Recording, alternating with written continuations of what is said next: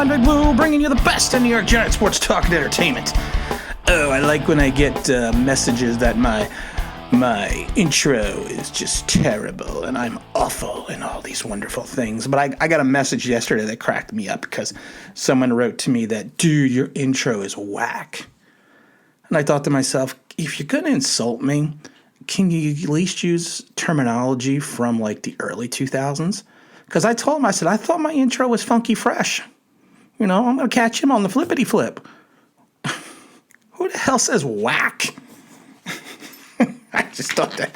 I'm sorry, I'm moving my notes. I'm not being professional today. I just thought that was funny because it just cracks me up. Because I really don't care what people think. I like doing it. And when I don't like doing it, I'm not going to do it anymore. I'll come up with something else. I'll come up with something even more annoying.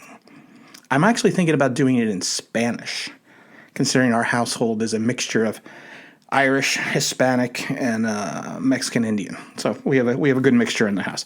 Let's get into the New York Giants and the trades. We sometimes get some information and we like to pass it along. And I would say the majority of the time that we have doled out information, I would say we've been correct about 75% of the time. So I kept saying there's no more we anymore. The person I was working with has gone. It's now me. I did some work on the phones yesterday. I just called some people that I still know that work in the league and just tried to get a feel if the Giants were going to be doing anything at the trade deadline. One of the things I found interesting was someone had mentioned the Arizona Cardinals as a potential landing spot for Evan Engram. Cardinals, of course, could use another playmaker to go along with Kyler Murray, and that would probably be a good fit. You know, get him out of the Giants conundrum that Evan Engram is. I think a change of scenery would be good for him. You'd get into the heat of Arizona, still playing on the turf. So, I mean, I think it would be a good fit. I mean, I don't know what Arizona would want to trade for Engram. I mean, I think the Giants would at least want a 2 or a 3 or multiple picks, Do you do something like the Leonard Williams and doing a 3 and a 5 and make that 5 contingent on what he does and maybe make that 5 a 4? I don't know. But like I said, I thought that was interesting. One of the other persons I asked around about was Golden Tate. And I got some interesting responses from the Golden Tate. I got an email from a gentleman who still works over in the Florida area and told me that he is hearing rumors from the Ravens, the Saints, and the Packers. And they're still talking maybe a 5th-round pick for Tate, which I think that would be to what his talent level would probably be. I mean, I think for talent evaluation, I could see a 5th for Golden Tate. And you know what? We still have to we got to get that draft choice back from the Leonard Williams trade. Because we lost it for next year. So, I mean, we got to get at least on their 5th rounder back. I could see the Ravens because the fact that, the Ravens are only going to progress if Lamar Jackson steps up his ability to throw the ball. And I think having a reliable receiver in the slot like Tate is probably going to be, I think would be a good safety net for him. The Saints, I can understand the Saints. The Saints are always in it. Adding another weapon to Drew Brees is not a bad situation. And I think that the same thing falls in line with the Packers. I mean, is this going to be Aaron Rodgers' last hurrah with Green Bay? You don't know. But you know what? If they want to make a run for it, adding another weapon like Tate would make sense. I mean, they have 2 good wideouts in Green Bay. So I thought those were 3 interesting names that he threw out. I'm not hearing anything right now about Kevin Zeidler. Still looking into that. I know some people are like, well, when I said that we should trade him maybe for a 5th, people are like, how can you be trading our best offensive lineman for a 5th-round draft choice? Well, it's real easy. Our best offensive lineman may be the 5th or 6th best offensive lineman on another team. Kevin Zeidler's had a really down year. And I'm not going by the Pro Football Focus who says that. No, you watch his play. He's had a down season. He's going to be on the wrong side of 30. I know offensive linemen can go for a while, but he's going to be on the wrong side of 30. We're not going anywhere. We need to know if Shane Lemieux can play. And like I said, the Chad Slade information was interesting that they did protect him on the practice squad list. So, I think that's very interesting. But like I said, those are the things that we are hearing right now. If we hear anything, we will do an update show. I haven't heard anything recently besides that. Looks like I just got the emails this morning. It is not early this morning. It's actually pretty early when we're doing this. I'm going to sit down and have my Black Rifle coffee. No rum today because it's way too early. One of the other things I want to talk about briefly is Daniel Jones.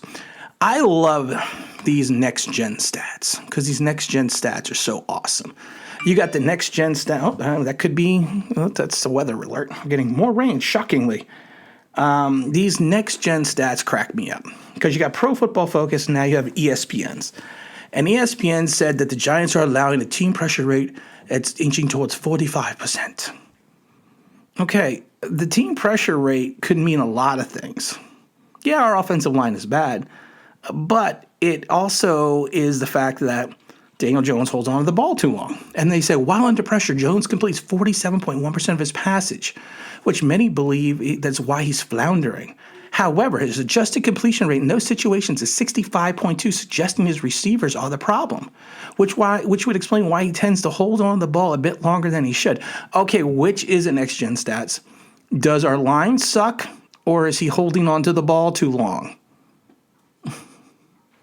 But then I love that in total, though, Jones has a completion rate of 61.9 and his passes this season, but the adjusted completion rate, balls thrown on target, are 76.4.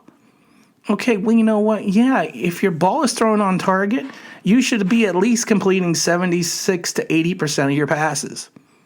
That's just logical. That's why these stats are so stupid. It also does not account for the Jones misreads. It does not account for him locking onto his primary receiver. Yes, our line is bad, but our line is bad at times because Jones holds onto the ball way too long. He's got to make quicker decisions. And I like the fact that his wide receivers cannot generate separation and rarely are open. And, well, you have a 1-6 team. We have a 1-6 team because we are bad on so many other facets of the game besides the offensive line. This doesn't talk about our defensive breakdowns, our ability not to get off the field on third down, our issues that we give up too many long time-consuming drives.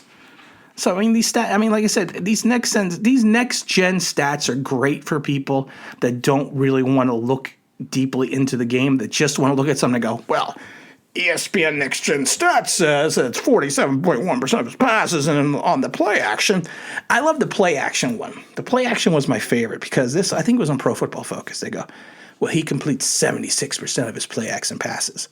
And it's like, okay, well, how many passes are play action a game? And they're like 6. So what? He completes 4 of 6? I mean, you can't do a sampling of that when the sampling is so small. That's like in baseball. There are guys that go 3 for 4 one game and go 1 for 4 the next, or 0 for 5. So which sample are you going to use? The 3 for 4 or the 0 for 5? You need the sampling of the entire season, not just a single snapshot in time. I mean, it makes you laugh. Daniel Jones has issues. Is Daniel Jones the franchise quarterback? I don't know. I'm seeing a lot of things I don't like in Daniel Jones. I've supported Daniel Jones in the past. I'm not fully falling off the Daniel Jones bandwagon. If he has a bad game against Tampa, I might. But you know what? It's just one of those things that he needs to start progressing. We can't keep blaming the offensive line, the wide receivers, the wind. There's gremlins. I don't know what else you want to blame him. So many people want to blame everything else but the quarterback. And that's the thing. You need to also look at the quarterback. I'm not a Daniel Jones basher, but I'm also not one of these. How you had the Eli haters, we now have the Daniel Jones apologists. And that's what they do. They apologize for everything that Daniel Jones does because they don't want him not to be the quarterback. But I don't want to break the news to everyone. Sometimes you whiff on your franchise quarterback. It's not a good thing. It's not a nice thing. It doesn't feel good, but sometimes it happens. More times than not, you are going to miss a couple times before you find your guy. Hell, the Jets have been looking for their franchise quarterback for how long? Since Chad Pennington? And Chad Pennington was a good quarterback. He was not a great quarterback. He was not a game win. He was not a guy that you just wanted to have in the foxhole with you every day. But maybe he was. Again, this is Tim with Online Big Blue, bringing you the best of New York Giants sports talk and entertainment. And as always, if you could if you subscribe, if you're ringing the bell, I think you know what that means. That'd be awesome.